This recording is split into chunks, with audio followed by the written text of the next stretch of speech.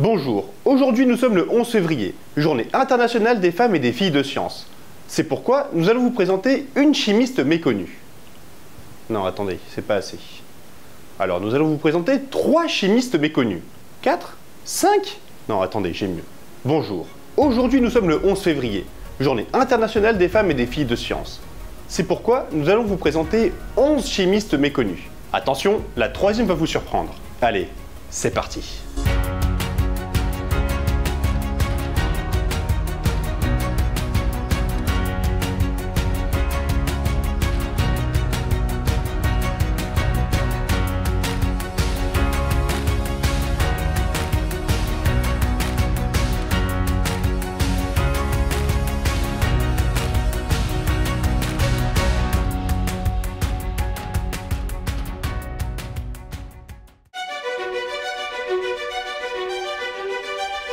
Chimiste numéro 1, Claudine Picardet. Bon, pour commencer, je tiens à m'excuser. Ceci est la seule image qu'on trouve sur internet quand on tape Claudine Picardet, et on n'est même pas sûr que ce soit elle. Cette image est issue de cette peinture où l'on peut reconnaître Marianne Lavoisier, Claude-Louis Berthollet, Antoine Fourcroy, Antoine Lavoisier et Guiton de Morveau. La femme qui tient le livre est possiblement Claudine Picardet, mais pas sûre. Bref, Claudine Picardet est une traductrice du XVIIIe siècle. Eh mais Antoine, une traductrice, c'est pas une chimiste?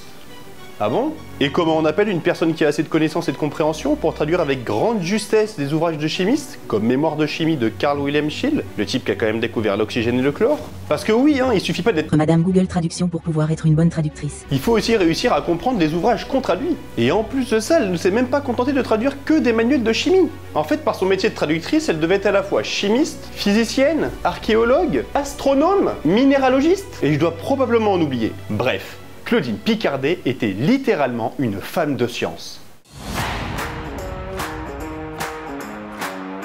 Chimiste numéro 2, Emmanuelle Charpentier. Là, on va parler de la première Nobelisée de cette vidéo. Emmanuelle Charpentier reçoit en 2020 le prix Nobel de chimie qu'elle partage avec l'américaine Jennifer Doudna. Les deux chimistes travaillent sur l'ADN et plus précisément sur le CRISPR-Cas9, une protéine particulière capable de couper l'ADN au niveau de séquences spécifiques. En gros, voyez ça comme une espèce de ciseau moléculaire qui puisse couper l'ADN à des endroits très précis. Et leur utilisation potentielle est complètement folle. Avec ce nouvel outil, on pourrait être capable de guérir des maladies terribles comme le cancer, le sida, Alzheimer, Parkinson. En fait, à partir du moment où on peut modifier l'ADN, on peut tout s'imaginer. Bon, malheureusement, vous vous en doutez, la découverte étant très récente, les applications ne sont pas encore pour aujourd'hui. Mais de très nombreuses recherches sont menées à son sujet, et qui sait, peut-être que d'ici à quelques années, cette petite protéine pourra sauver des vies.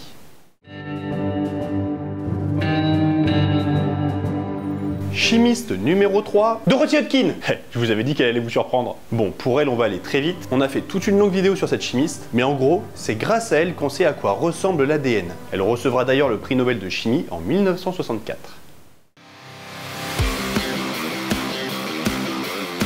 Chimiste numéro 4, Ada Jonas. Bon, passons vite sur sa science. Ada étudie la structure des protéines par cristallographie, et notamment celle des ribosomes, le petit organe de la cellule qui a pour fonction de synthétiser les protéines. En gros, les ribosomes, c'est l'usine à énergie de votre corps. Elle reçoit le prix Nobel de chimie en 2009 pour son travail sur les ribosomes. Voilà pour sa science. Mais le plus fou avec cette chimiste, c'est qu'elle fut une véritable pionnière. Première femme israélienne à gagner un prix Nobel, première femme du Moyen-Orient à gagner un prix Nobel scientifique, et même première femme depuis 45 ans à gagner un prix Nobel de chimie. Bref, une chimiste tout à fait remarquable. Chimiste numéro 5, Barbara Haskins.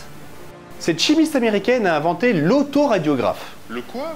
Dans les années 70, quand les photos se développaient, il arrivait que les couleurs ou les contrastes ne ressortent pas. Barbara eut l'idée de plonger les photos dans une solution radioactive et d'exposer ensuite la photo à des radiations. Cette technique permettait donc de mieux faire ressortir les photos. Cette invention permit de révolutionner non seulement la photographie, mais eut aussi un impact énorme dans le domaine médical. Et oui, à l'époque, quand on faisait une radiographie par rayon X, les photos étaient de très mauvaise qualité. L'autoradiographe de Barbara Haskins permit donc de faire un immense bond en avant dans le domaine de l'imagerie médicale. Chimiste numéro 6, Nathalie Demassieux. Alors là, on est face à une véritable patronne. Cette chimiste française du début du XXe siècle a commencé par se spécialiser dans les réactions des complexes du plomb. Puis, après la Première Guerre mondiale, elle passe à la vitesse supérieure.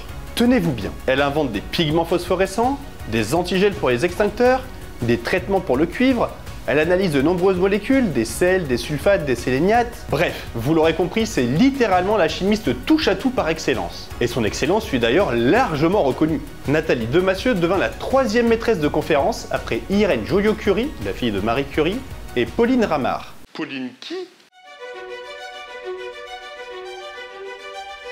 Chimiste numéro 7, Pauline Ramart. Elle, c'était littéralement le genre de chimiste qui ne se laissait pas du tout marcher sur les pieds. Elle étudie la synthèse des alcools, puis s'intéresse par la suite à l'analyse spectroscopique des réactions chimiques. Elle obtient le titre de maîtresse de conférence en 1925, puis professeure de chimie organique à la Sorbonne en 1932, devenant ainsi la 2e femme professeure titulaire à la Fac de sciences de Paris. 2e après une certaine Marie Curie. Donc vous l'aurez compris, on est là face à une chimiste sacrément douée. Puis arrive la Seconde Guerre mondiale. Sous l'occupation, elle est vivement critiquée de par son obédience juive. Elle est donc révoquée du poste de professeur à la Sorbonne. Là, elle aurait pu totalement s'effondrer. Tout ce qu'elle avait mis des années à construire s'est arrêté du jour au lendemain. Mais ce serait oublier qu'elle s'est battue toute sa vie. Battue pour gagner sa place de maîtresse de conférence, battue pour devenir professeur à la Sorbonne, et même plus généralement, battue pour devenir une chimiste de renom à son époque. C'est pourquoi, après sa révocation, elle ne baissa pas les bras, contacta le CNRS et fut engagée en tant que directrice de recherche. Elle participa d'ailleurs au renouveau du CNRS en 1944 et fit partie de son comité en 1946. Bref, Pauline Ramart, c'était littéralement la chimiste la plus résistante de tous les temps. Chimiste numéro 8, Tapouti. Je vous présente ici la toute première chimiste, du moins la toute première chimiste dont on a une trace écrite. Une tablette d'argile mésopotamienne datée d'environ 1200 avant notre ère raconte les pratiques de cette parfumeuse royale, notamment concernant la préparation des onguents cosmétiques, médicaux et rituels. Vous l'aurez compris, il s'agit ici de la plus ancienne trace écrite d'extraction végétale de l'histoire. Et Tapouti ne se contentait pas de juste mélanger les plantes avec de l'eau et de l'huile. Après avoir plongé les plantes dans le liquide, elle le chauffait, récupérait la vapeur et la refroidissait pour récupérer un liquide purifié. Oui, on parle de distillation. Une technique encore largement employée dans l'industrie de la parfumerie ou même de la production d'alcool aujourd'hui. Non mais vous vous rendez compte? De la distillation il y a 3200 ans! Y a pas à dire, Tapouti, la chimiste géniale de la Mésopotamie. Chimiste numéro 9, Anna Sundström. Depuis le début de la vidéo, on parle de chimistes qui avaient des capacités intellectuelles largement supérieures à la moyenne. Des femmes qui depuis leur enfance avaient montré de très grandes facilités dans les domaines scientifiques. Ce n'était pas du tout le cas d'Anna. Anna Sundström naît à la fin du XVIIIe siècle dans la campagne de Stockholm. Elle est issue d'un milieu paysan et bouge à la capitale pour trouver un emploi de maîtresse de maison. Le hasard l'amène à travailler dans la maison d'un certain Jöns Jacob Berzelius. Bon, pour la faire courte pour les non-chimistes, Berzelius est considéré ni plus ni moins comme le fondateur de la chimie moderne, aux côtés de Lavoisier, Dalton et Boyle. Donc c'était pas n'importe qui. À force de travailler à ses côtés, elle commence à apprendre les bases de la chimie auprès de l'un des plus grands. En 1818, Berzelius disait même « Detta ton redan ar savan ». Quoi, vous comprenez pas? Bon, je vais vous traduire. Elle connaissait tous mes équipements à un tel point que je pouvais la laisser distiller de l'acide chlorhydrique sans hésitation. Et malheureusement, en 1836, la pauvre Anna fut renvoyée après le mariage de Berzelius avec Elisabeth Pocus. On perd ensuite la trace de celle qui fut considérée comme la première chimiste suédoise.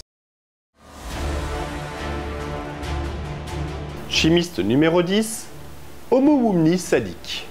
Bon, revenons au présent. Omowumi Sadiq est née en 1964 à Lagos, au Nigeria, d'une famille de scientifiques. Elle fait ses études à Lagos, puis part faire sa thèse en Australie, et part aux États-Unis pour faire son postdoc. On est donc là sur la définition pure d'une chimiste moderne. Les études dans la ville d'origine, puis bouger pour faire sa thèse, puis rebouger pour faire un postdoc. Très classique aujourd'hui. Mais alors, elle étudie quoi, Omowumi? Dans les grandes lignes, elle est spécialiste de la chimie de surface, et surtout des capteurs biologiques à base de polymères. Elle étudie la détoxification de composés à base de chlore dans la nature. Elle utilise des enzymes pour transformer du chrome 4 toxique en chrome 3 non toxique. Bref, elle s'inspire littéralement de la nature pour sa chimie.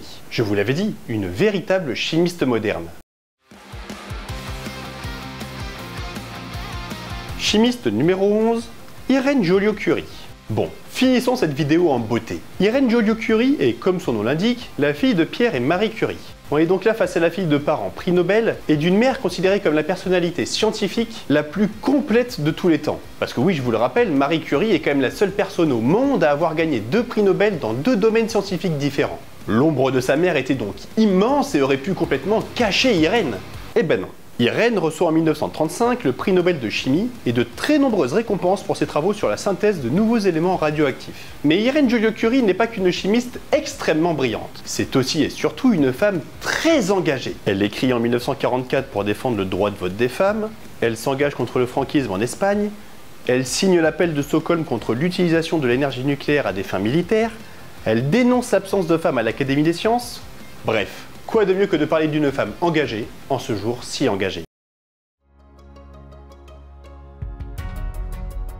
C'était important pour nous de mettre en avant des femmes chimistes méconnues, surtout en ce jour du 11 février. Car malheureusement, encore aujourd'hui, la parité n'est pas du tout respectée dans les domaines scientifiques. Beaucoup plus d'hommes que de femmes dans des domaines comme les mathématiques ou la physique, et beaucoup plus de femmes que d'hommes dans des domaines comme la pharmacie. Et d'ailleurs, est-ce que vous savez dans quel domaine scientifique la parité est presque respectée? Je vous le donne en mille, la chimie.